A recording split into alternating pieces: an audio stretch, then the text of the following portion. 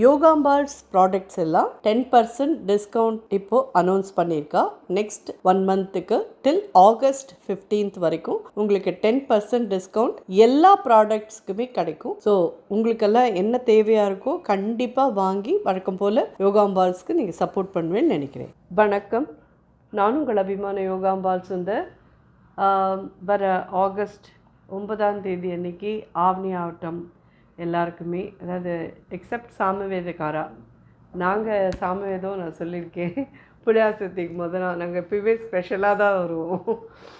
எப்பயுமே நம்ம ஒரு ஸ்பெஷலாக இருந்தால் அதில் ஒரு தனி இன்ட்ரெஸ்டிங்கான ஒரு இது இருக்குல்ல. ஸோ இந்த ஆவணி ஆவட்டத்துக்கு நம்ம என்ன பண்ண போகிறோம் அப்படின்னு சொல்லி கேட்டேன்னா, சிரோட்டி ரவையை வச்சு ஒரு ஜீரா போலின்னு ஒன்று உண்டு. நான் முன்னாடி கூட சொல்லியிருக்கேன், முன்னாடி மைதா மாவில் வச்சு பண்ணி காமிச்சிருக்கேன். இப்போ சிரோட்டி ரவையை வச்சு பண்ணி காமிக்கிறேன். இது ரொம்ப கிறிஸ்பியாக ரொம்ப ரொம்ப நல்லாயிருக்கும். இதை என்ன பண்ணுவா, பழைய நாளெல்லாம் எங்கேயாவது ட்ராவல் போகிறா, ரொம்ப தூரம் போகிறா அப்படின்னு சொன்னால் எல்லாம் ஆற்றுலேயே பண்ணி எடுத்துன்னு போவா பார்த்துருக்கலாம். இந்த ஜீரா போலியை பண்ணி எடுத்துன்னு போனான்னா அது பாட்டில் ஒரு மாத கணக்கில் இருக்கும், அப்படியே இருக்கும். நல்ல கிறிஸ்பியாக அதை இது பண்ணிவிட்டு அதை சக்கரைப்பாகில் போட்டு எடுத்து வச்சு மேலே அந்த சக்கரைப்பாகிலே ஏலக்காய் பொடியெலாம் போட்டுருவா. அது நல்லா ஊறிண்டு நல்லா ஜோராக இருக்கும். அது ஒரு மாதம் வரைக்கும் அது கெடாமல் இருக்கும். அதை அப்படியே வச்சுன்னு சாப்பிடுவா எல்லோரும். ஸோ அந்த இது இப்போல்லாம் நமக்கு அவ்வளோலாம் பொறுமை கிடையாது, அவ்வளோலாம் வச்சுக்கிறதுக்கு எதுவும் கிடையாது. நமக்கு இப்போ ஆவணி ஆவட்டத்தன்னைக்கு எப்போ பாரு தட்டுற போலிக்கு பதிலாக இந்த போலியை நீங்கள் முத நாளே வேணாலும் டைம் இருக்கிறதே பண்ணி வச்சுக்கலான்னா பூரியை நல்லா பொரித்து அது மாதிரி ஜீராவில் போட்டு எடுத்து வச்சுட்டு எல்லாம் பண்ணிவிட்டோம். நீங்கள் ஆவணி ஆவட்டத்தன்னைக்கு பாயசம் பண்ணி ஆமாவோட பண்ணி இந்த போலியோடு வச்சு சுவாமிக்கு நைவேத்தியம் பண்ணிவிட்டு பூனல் போட்டுக்கிறவா எல்லாருக்கும் நீங்கள் போடலாம். ஸோ இது கொஞ்சம் டிஃப்ரெண்ட்டான ஒரு இது. கண்டிப்பாக ட்ரை பண்ணுவோம் எல்லோரும். எப்படி பண்ணுறது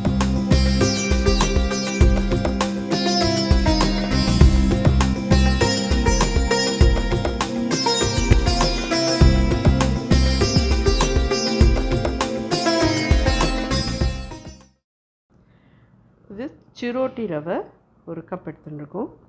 சிரோட்டி ரவைன்னா என்னன்னு கேட்டேன்னா இப்படி ஃபைனாக இருக்கும்.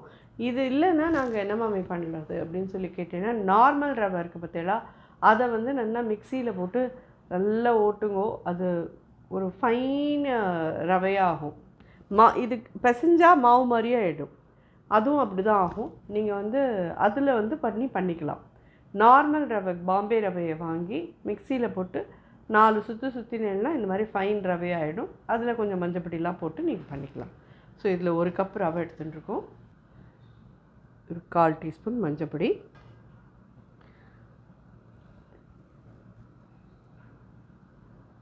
ஒரு சின்ன டீஸ்பூன் தான், ஒரு 2 டீஸ்பூன் கிட்ட நெய் விட்டுருக்கேன். ஃபஸ்ட்டு இதெல்லாம் மிக்ஸ் பண்ணிக்கலாம். இன்னும் உப்பு போடலை, ஞாபகம் இருக்குது. ஒரு சின்ன பிஞ்ச் தான் உப்பு போடுறேன். நம்ம ரவை எடுத்த கப்லேயே தண்ணி எடுத்துட்டுருக்கேன். ஒரு 3/4 கப் தான் வச்சுட்டுருக்கேன். ஒரு 1/4 கப் விட்டுருக்கேன்.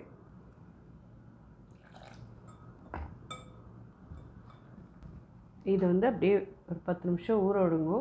இது நல்லா டைட்டாகிடும். அதுக்கப்புறம் திருப்பி ஒரு தடவை நல்லா பிசைஞ்சிட்டு அதுக்கப்புறம் நமக்கு இட்டு பொரிக்கலாம். இது ரவை ஊறிண்டா நழியாக கெட்டியாகும். நம்ம 3/4 கப் எடுத்தோம், அதிலே 1/4 கப் கிட்ட இருக்குது. இது கொஞ்ச நாள் ஊறின்னு இருக்கட்டும். நம்ம அதுக்குள்ளே ஜீரா தயார் பண்ணிவிட்டு வந்துடலாம். ரவை எடுத்துக்கிற அளவுக்கே சுகர் எடுத்துட்டு எல்லாம் போகிறோம்.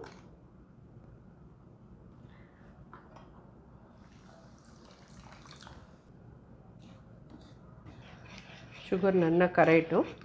இது என்ன பதம் தான் வரணுமா அப்படின்னு சொல்லி கேட்டேன்னா, பதம்னா எதுவுமே வேண்டாம். சுகர் நல்லா கரைஞ்சி கொதிக்க ஆரம்பிச்சதுன்னா போதும். இந்த பிசுக்குன்னு இருக்கிற அந்த பதம் இருந்தால் போதும். அது அதாவது சொல்லணுன்னா உங்களுக்கு இந்த குலாப் ஜாமுனுக்கெல்லாம் முரம்பத்திருக்கல அந்த மாதிரி பதம் இருந்தால் போதும். குங்குமப்பூ போடுறேன். 1/4 டீஸ்பூன் கிட்ட ஏலக்காய் பொடி.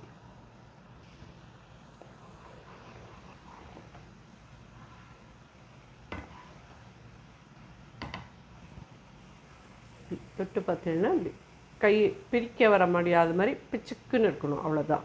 இதுக்கு வந்து ஸ்ட்ரிங்லாம் எதுவுமே வேண்டாம். வந்து இச்சுக்கு பதம் வந்துடுது. இதில் இது மூடி எடுத்து வச்சுக்கலாம். இப்போ கடாயில் எண்ணெய் வைக்கலாம். அதுக்கு முன்னாடி இந்த பூரியை இட்டுக்கலாம். அதாவது நம்ம இந்த போளி பண்ண போகிறோம் இல்லையா, ஜீரா போளி பொரிக்கிறது, இட்டு வச்சுக்கலாம். அதை நல்லா டைட்டாக இருக்குது, தெரியுது தான் உங்களுக்கு, பார்த்தாலே தெரியும் நல்லா டைட்டாக இருக்கும். இது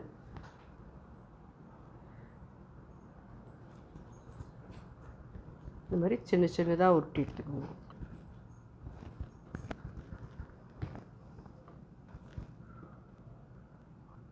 டோட்டலாக இந்த ஒரு கப் இதுக்கு 14 பூரிஸ் வந்திருக்கு.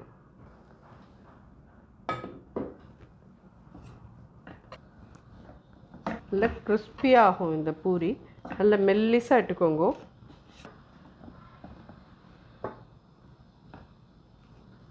பார்த்தீங்கன்னா இந்த மாதிரி இட்டுருக்கேன். ஒரு 4-5 அது மாதிரி இட்டுட்டு வந்து உங்களை பார்க்குறேன். ஜீராவை திறந்தால் நல்லா கும்புன்னு ஏலக்காய் வாசனையும் குங்குமப்பூ வாசனையும் வருது. நல்லா சூடாக இருக்குது. அப்படியே இருக்கட்டும். இதுலேருந்து பொரித்து எடுத்துகிட்டு இதில் போட்டுட்டு எடுத்தோன்னா சரியாக இருக்கும்.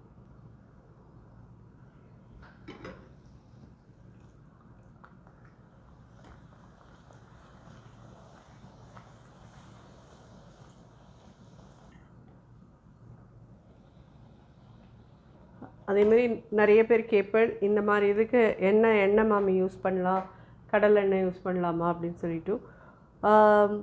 ஜென்ரலாக இந்த மாதிரி ஸ்வீட்ஸ்க்கெல்லாம் கடலை எண்ணெய் யூஸ் பண்ணலைன்னா அவ்வளோ தூரம் நல்லா இருக்காது. நீங்கள் நார்மல் வாசனை இல்லாத ஆயில் எது இருந்தாலும் எடுத்துக்கோங்க. நல்ல பூரி மாதிரி உப்பிருக்கு பற்றினா இது நல்லா ஒரு 2 தடவை இந்த பக்கமும் அந்த பக்கமும் திருப்பி போட்டு எடுத்துக்கோங்க.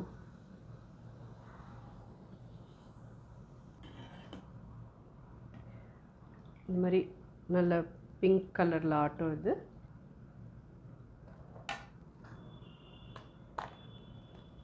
அதெல்லாம் கிறிஸ்பியாக தெரியுறதா, இந்த மாதிரி இருக்கும். இதை வந்து எண்ணெய் அதுக்கு சொன்னால் அப்படி எடுத்து வச்ச எக்ஸ்ட்ரா எண்ணெயெல்லாம் வந்துடுறது பாருங்க. இதில் போட்டு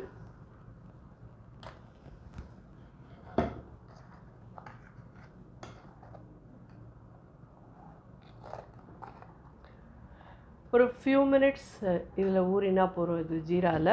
அதுக்கப்புறம் எடுத்துருங்க, வேறு தட்டில் மாற்றிடுங்க. நட்ஸ் இது மேலே போட்டு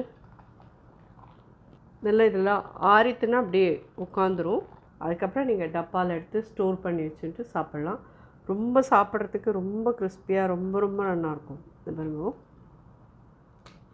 தெரியறதா, அப்படி இருக்கும். நிச்சயமாக ட்ரை பண்ணுவோம். எல்லோரும் ட்ரை பண்ணி பார்த்துட்டு எப்படி இருந்து ஃபீட்பேக் சொல்லுவோம். நன்றி.